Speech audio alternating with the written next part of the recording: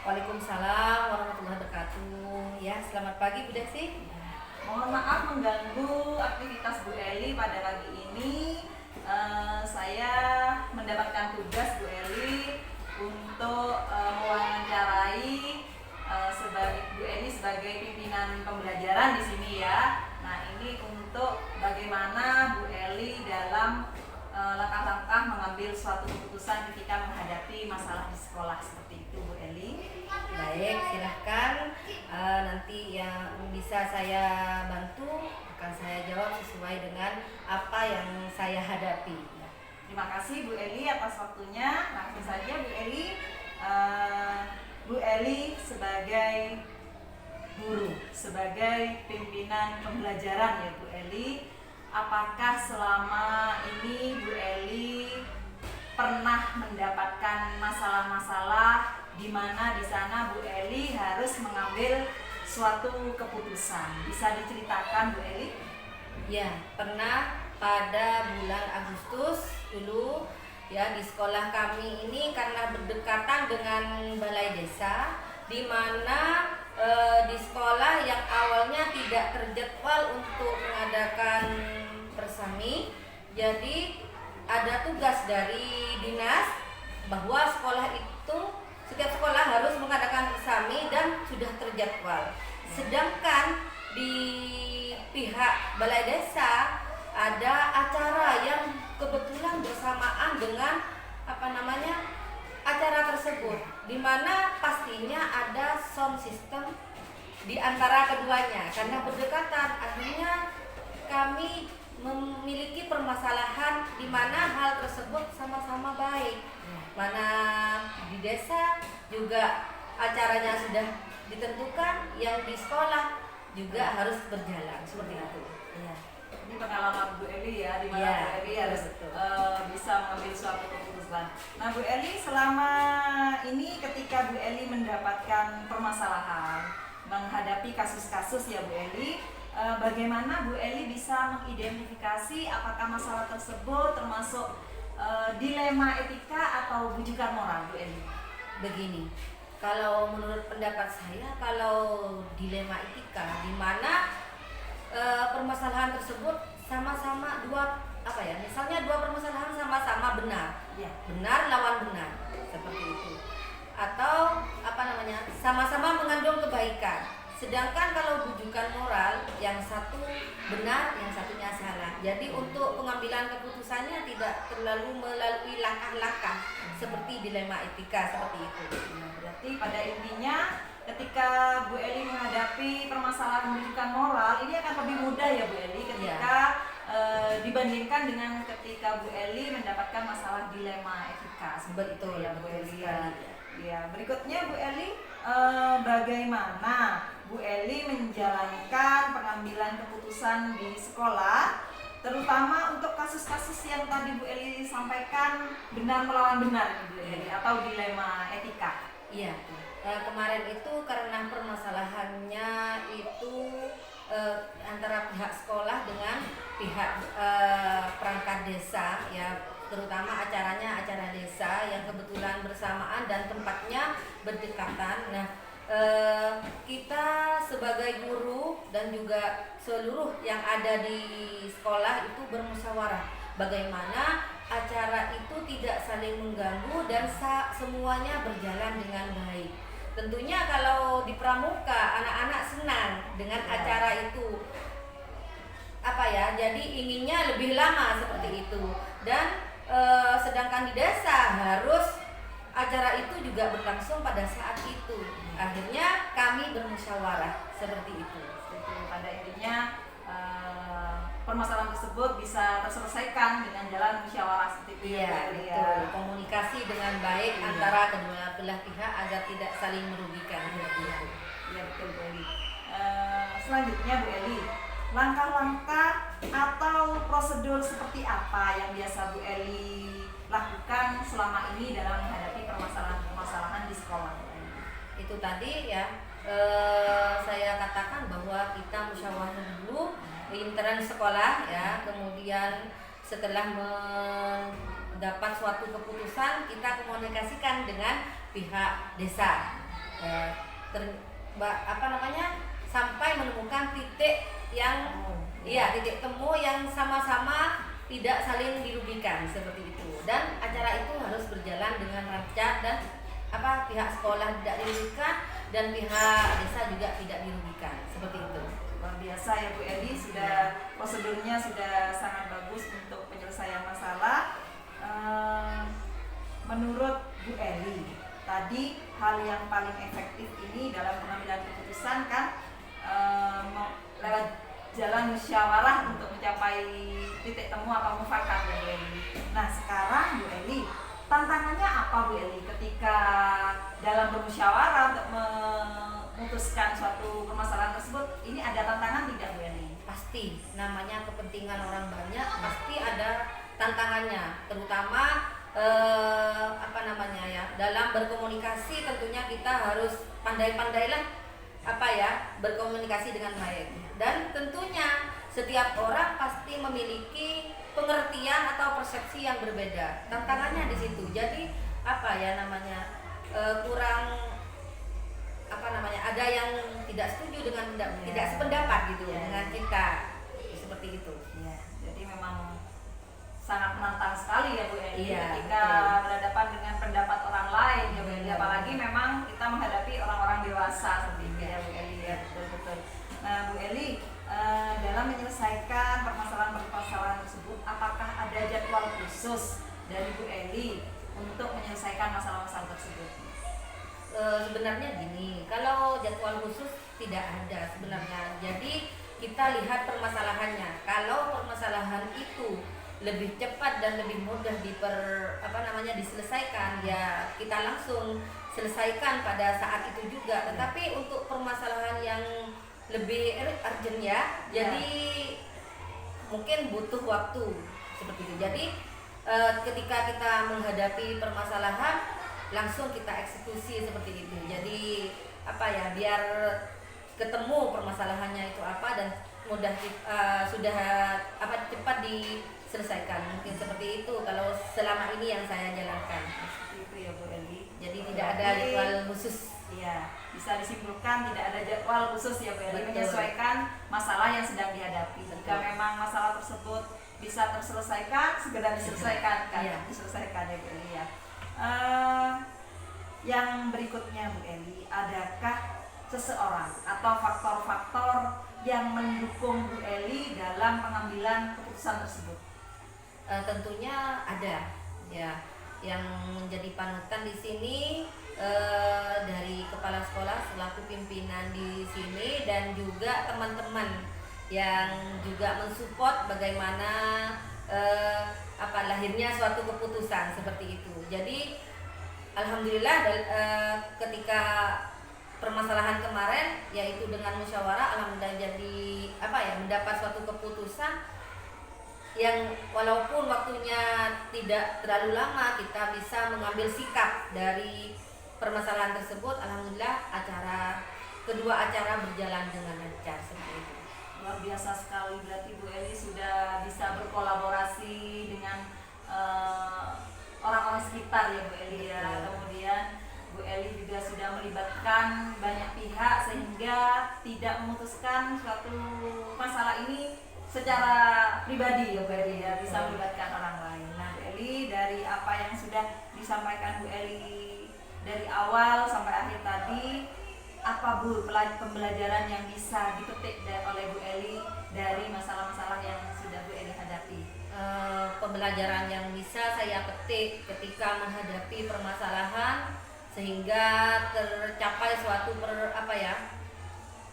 mencapai suatu keputusan, yaitu yang pertama yaitu yang kolaborasi dan komunikasi yang baik antar sesama teman dan semua pihak yang berkepentingan dengan permasalahan tersebut seperti itu. Jadi komunikasi intinya yang lebih bisa dijadikan pembelajaran seperti itu. Kalau kita bisa berkomunikasi dengan baik, insya Allah permasalahan itu cepat dan mudah diselesaikan. Luar biasa Bu Eli, saya sangat-sangat terinspirasi dengan apa yang sudah disampaikan oleh Bu Eli tadi, bagaimana Bu Eli menyelesaikan suatu masalah, bagaimana Bu Eli bisa mengidentifikasi apakah itu dilema etika atau rujukan moral. Ini sangat-sangat luar biasa dan sangat menginspirasi dan juga membantu saya untuk bisa menyelesaikan tugas-tugas saya dan juga membuat saya bisa menjadi pemimpin pembelajaran yang lebih baik lagi seperti itu Bu Eli. Saya sangat berterima kasih untuk waktunya hari ini Bu Eli.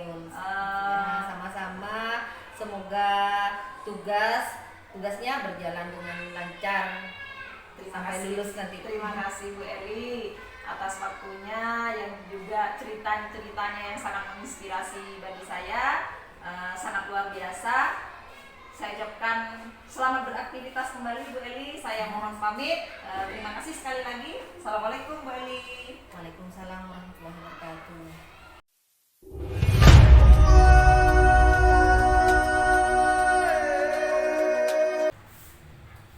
Assalamualaikum Bu Rahma. Waalaikumsalam Bu Desi. Selamat siang. Ya. Mohon maaf saya mengganggu waktunya Bu Rahma siang ini.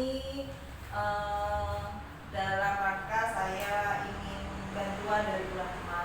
Hari ini saya ingin wawancarai Bu Rahma, ingin sharing dengan Bu Rahma karena saya mendapatkan tugas sebagai JGP Angkatan 8 untuk mewawancarai 2 kepala sekolah Bu. Jadi hari ini saya ingin mewawancarai Ibu tentang bagaimana proses pengambilan keputusan seorang pemimpin pembelajaran. Gitu, Bu.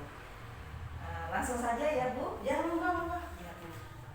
Sebagai kepala sekolah, Bu Rahma pastinya selama ini banyak mengalami menghadapi masalah-masalah di sekolah ya Bu. Baik masalah, iya Bu, masalah kecil sampai masalah besar. Nah, bagaimana Bu Rahma mengidentifikasi masalah-masalah yang Ibu hadapi, apakah termasuk dilema etika atau rujukan moral?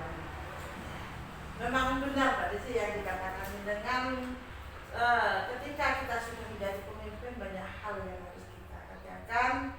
Yang paling ruwet, paling rumit yaitu salah satunya ketika kita harus mengambil suatu keputusan yang terkait tentunya tadi sudah dijelaskan ada dilema etika, ada rujukan moral. Ketika kita menghadapi masalah yang kaitannya dengan rujukan moral itu sebenarnya itu ada suatu hal yang sepele bagi saya. Karena apa? Karena kita sudah mengetahui oh ini yang salah, ini yang benar. Tapi ketika kita dihadapkan pada masalah yang berkaitan dengan dilema etika, ini membutuhkan suatu pemikiran yang sangat-sangat rumit tentunya. Kita berbuat sesuai dengan aturan, kita salah. Kita selalu membuat suatu kebijakan juga salah.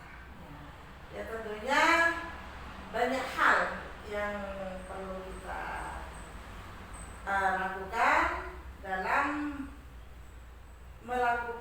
menyelesaikan suatu masalah, utamanya yang berkaitan dengan dilema etika. Ini sudah jelas, pengklasifikasiannya sudah jelas. Ketika kita sudah mengacu pada permasalahan antara benar dan salah, itu tentunya sudah masuk dalam rujukan moral. Sedangkan ini antara benar dan benar, ini kita masukkan dalam dilema etika. Seperti itu ya. Ya, berarti pada intinya Bu Rahma sudah bisa mengidentifikasi sejak awal ya Bu, Ya, apakah ya. itu masalah dilema etika ataupun rujukan moral seperti itu ya Bu. Nah, di sini Bu, selama Bu Rahma sebagai kepala sekolah dalam pengambilan keputusan, terutama untuk kasus-kasus yang benar melawan benar tadi Bu, atau dilema etika, ini bagaimana prosedur yang dijalankan oleh Bu Rahma selama ini?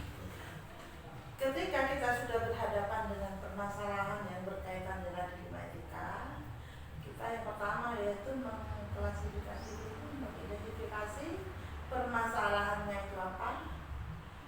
Baru kita akan mengambil langkah-langkah apa yang harus kita lakukan untuk penyelesaiannya seperti itu. Ya. Kemudian Bu, selama ini menurut Bu Rahma sendiri ya, langkah-langkah apa yang biasa Bu Rahma lakukan dalam menyelesaikan kasus-kasus yang ada di sekolah? Yang pertama tentunya dalam satu penyelesaian tentunya ada masalah. Ya. Iya, ada masalah. Kemudian kita masalah itu kalau kaitannya ya bermacam-macam sebenarnya udah sih. Ya. Ada yang permasalahan itu berkaitan dengan siswa. Ya. Kemudian ada permasalahan yang berkaitan dengan guru. Ketika saya ambil salah satu contoh, ketika permasalahan itu berkaitan dengan tenaga pendidikan yang ada di sekolah saya, ya kami yang jelas yang pertama memanggil guru tersebut, kemudian kita memberikan bimbingan, arahan. Kalau memang ya kita memberikan suatu penyelesaian, walaupun ya tetap dilematis, ya tetap dilematis penyelesaiannya. Jadi saya panggil, saya berikan arahan, kemudian kita cari jalan keluarnya bersama-sama. Pada intinya komunikasi ya. Komunikasi harus ya. Komunikasi itu sangat penting ya. ya. Kemudian Dalam informasi. mengambil dalam mengambil suatu keputusan ya. Iya. Nah, selanjutnya Bu Rahma, menurut Bu Rahma selaku kepala sekolah, hal apa saja yang Bu Rahma anggap efektif selama ini dalam pengambilan keputusan pada kasus-kasus dilema etika? Hal yang paling efektif, kalau kita sudah tahu permasalahannya, kita sudah tahu penyebabnya, hal-hal efektif untuk menyelesaikan. Kalau masalah dilema etika, misalnya saya ambil contoh, ada suatu guru, dia sering salah satu masalah kedinasan, salah satu dia kadang-kadang selalu mengutamakan kepentingan keluarga. Ketika saya beri wejangan, beri arahan, ya kalau memang itu sudah akhirnya tetap seperti itu, saya sudah tidak ada kebijakan lagi, Mbak Desi. Karena sebagai pimpinan kan harus tegas. Ketika kita sudah seperti itu, sudah terlalu kasarannya, kita harus memakai etis dengan kepedulian sudah tidak lagi. Kita ruler, etis of ruler ketika kita sudah mengacu pada peraturan, harus mengacu pada peraturan, kita harus jelaskan kita sebagai orang dinas, kita bekerja pada negara. Intinya harus walaupun bagaimana situasi bagaimanapun, saya bilang yang memanage diri kita adalah kita sendiri. Jadi bagaimana caranya supaya antara keduanya ini, tapi mau tidak mau kita harus mengutamakan pekerjaan kita, karena kita sebagai ASN yang sudah dikontrak negara, sudah dikontrak negara. Jadi saya endingnya kalau sudah tidak ada lagi, saya mengacu pada ethics of ruler. Jadi peraturan yang saya tawarkan. Kalau enggak itu, mohon maaf, kita itu tidak dibuat mainan dengan bawahan. Kadang-kadang kita selalu berbuat kebijakan, kata aja, nggak mungkin dikasih. Itu kita sekali-sekali kita harus menggunakan peraturan, mengacu pada peraturan yang ada sebagai ASN. Berarti Bu Rahma sudah mengklarifikasi bahwa hal yang paling efektif adalah pada akhirnya tetap mengacu pada peraturan yang ada. Pada peraturan. Luar biasa Bu Rahma. Kemudian selama ini tantangan apa sih Bu yang pernah Bu Rahma rasakan selama Bu Rahma menjadi kepala sekolah dan menghadapi sebuah masalah dalam mengambil keputusan? Tantangannya apa Bu? Tantangannya dalam mengambil sebuah keputusan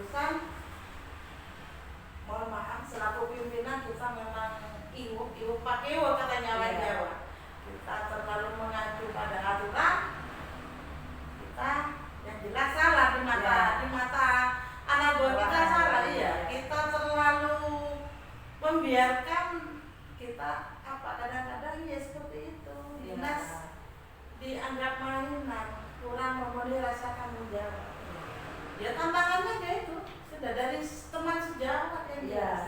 Kadang-kadang tak kesenengin katanya. Tidak mereka merasa apa kadang-kadang rasa cermet ya, tidak suka itu muncul di situ. Yang jelas tantangan utama ketika menghadapi permasalahan dilema etika yang kaitannya dengan tenaga kepentingan Kalau dengan siswa ini masih bisa segera diatasi masih Bu. bisa segera diatasi. Iya, betul. Tapi kita pegang penggaris aja, walaupun hanya pegang penggaris, anak-anak sudah merasa takut. Iya. Tapi ketika berhadapan dengan orang dewasa yang memang menjadi tantangan ya Bu. Oh, tantangan banget. Berat sekali. Iya, betul Bu. Nah, kemudian Bu Rahma, apakah selama ini menjadwal Bu tentang penyelesaian kasus-kasus yang Bu Rahma hadapi? Apakah ada jadwal khusus atau hanya dilaksanakan pada saat ada masalah tersebut? Ya, tidak menjadwal kondisi dari kondisi. Ya. Kadang-kadang walaupun kan memang hal-hal seperti itu tidak kita harapkan. Kadang-kadang. Tapi kalau sudah ada ya kadang-kadang muncul tiba-tiba. Ya, itu dari itu kita memang apa? Kalau terjadwal kan sama halnya permasalahan terprogram penyelesaiannya terjadwal ya sudah spontanitas ketika terjadi suatu permasalahan ya langsung kita biasa Bu. Kemudian adakah faktor-faktor yang selama ini mempermudah atau membantu Bu Rahma dalam menyelesaikan suatu keputusan Bu? Ya, faktor-faktor yang membantu saya ya kadang-kadang juga saya selaku orang baru di lembaga saya juga sering sharing dengan guru-guru yang senior, karena untuk sebagai orang baru kan saya belum paham betul karakter guru-guru saya. Ya itu saja, cuman ketika kita menghadapi seseorang kan harus disesuaikan dengan karakter mereka. Sih kadang-kadang orang kan kalau kita bicara keras kadang-kadang merasa perasaan. Ada teman yang harus kita tegas. Ada yang ketika kita tegas, ada yang sampai nangis. Itu tidak saya inginkan. Ya tetap kita dari hati ke hati diperlukan pendekatan ya. Melalui teman juga melalui langsung dengan yang bersangkutan. Berarti rekan-rekan sejawat ini sangat mendukung ya Bu dalam pengambilan keputusan intinya berkolaborasi ya Bu. Harus ya Bu, komunikasi dan kolaborasi karena memang itu harus dilakukan dalam hal apapun. Lembaga kolaborasi itu harus diutamakan. Saya sangat sepakat Bu dengan pendapat dari Bu Rahma tadi. Yang terakhir nih Bu, yang saya tanyakan, dari semua hal yang sudah tadi disampaikan oleh Bu Rahma, pembelajaran apa yang dapat Ibu petik dari pengalaman yang sudah dialami dalam mengambil suatu keputusan dilema etika Bu? Pengalaman yang bisa saya ambil, yang pertama kita harus bisa mengidentifikasi masalah. Yang kedua, kita harus memahami karakter, terutama karakter tenaga pendidik dan kependidikan yang ada di sekolah kami. Jadi selanjutnya dalam mengambil suatu keputusan kita tidak perlu krusa-krusu, tergesa-gesa. Jadi kita banyak opsi yang bisa kita lakukan. Dari hal-hal kecil sampai dari kita secara kekeluargaan, dengan kebijakan, dengan kepedulian. Karena apa ya Mbak? namanya kepala sekolah, Iya. orang tua, Iya. masuk orang tua, ya orang tua di sekolah Iya. ya termasuk orang tua dari murid-murid, dari Iya. orang tua guru. Masa tega, katanya Iya, iya, masa tega kita Iya. mau menjerumuskan anak sendiri. Iya. Tapi ketika sudah kita kepepet, ya paling mau nggak mau kita harus menunjukkan, bukan menunjukkan kekuasaan, ya kita menyadarkan teman-teman, ini loh kita, Iya. ini loh porsi kita sebagai apa, kita itu kulinya pemerintah, Iya. ya gitu kan. Iya. Ketika kita bekerja pada orang lain, kita harus ikut apa mau mereka, saya gitu kan. Jadi kesan seperti itu Mbak Desi. Ya. Jadi kita harus step by stepnya harus Ya. jelas. Ya. Kalau memang kita harus bisa dengan kekeluargaan, kita ya lakukan dengan kekeluargaan. Iya. Nggak perlu dengan hal-hal lain yang sampai mereka merasa tersinggung seperti itu. Luar biasa sekali Bu Rahma, apa yang sudah Bu Rahma sampaikan dari awal sampai akhir sangat menginspirasi saya. Jika suatu waktu nanti saya menjadi pemimpin juga seperti Bu Rahma, ini bisa menjadi pembelajaran buat saya. Sama-sama juga belajar Mbak Desi. Iya. Sama-sama belajar gitu. Sangat luar biasa. Saya sangat senang bisa mewawancarai Bu Rahma pada siang hari ini dan sangat membantu saya dalam penyelesaian tugas ini Bu Rahma. Semoga bermanfaat bagi Mbak Desi. Saya sangat bermanfaat. juga terima kasih ilmunya, Iya, Bu. karena dulu saya tidak, mohon maaf saja, istilah dilematika. Iya, Bu. Seperti itu dulu saya juga tidak mengenal. Iya. Baru akhir-akhir ini ya, Paham ya, Bu? Iya, baru paham. Iya. Ya, mudah-mudahan kita bisa memberikan dedikasi terbaik ya Bu untuk Iya, pendidikan. iya. Dan terima kasih atas waktunya Bu. Sama-sama. Jangan ini ya Bu, jangan bosan-bosan kalau saya minta bantuan lagi sama Bu. Doa saya siap kapan saja. Iya, terima kasih ya Bu. Assalamualaikum. Waalaikumsalam.